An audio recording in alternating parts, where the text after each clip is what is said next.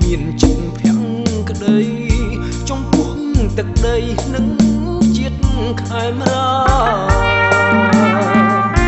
នៅសាក់មរភូមិទឹកចិត្តហានខ្លា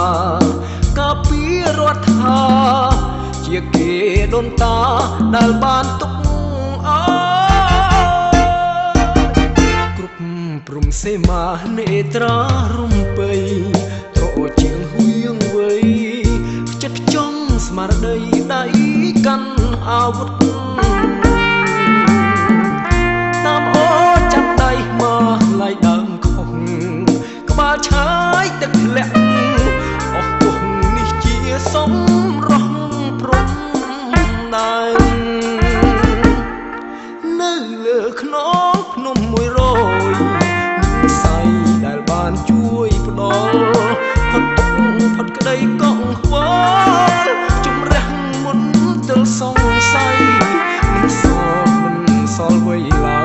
យក្នុងគុំស្រឡះឃើញត្រើយគឺទីនេះហើយជាត្រើយព្រំដែនខ្មែរថៃ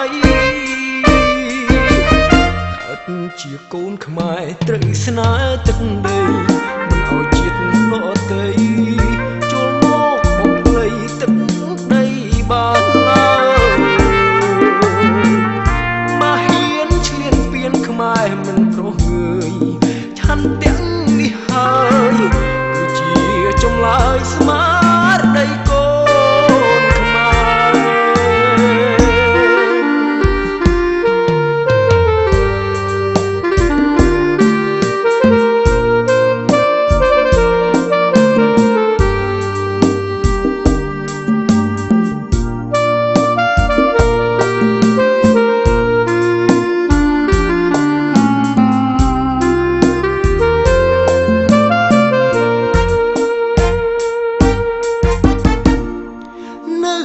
ខ្នងភ្នំ100និងសៃដែលបានជួយផ្ដល់ផុតទុកផុតក្តីកង្វ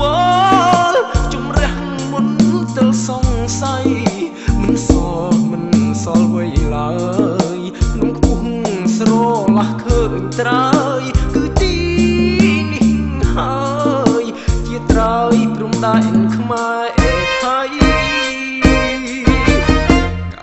ជាកូនខ្មែរត្រូវស្នេហ៍ទឹកដីមិនឲ្យជាតិដទៃ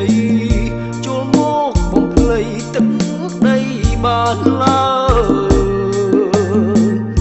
មកហ៊ានឈ្លានពានខ្មែរមិនប្រោះងើយ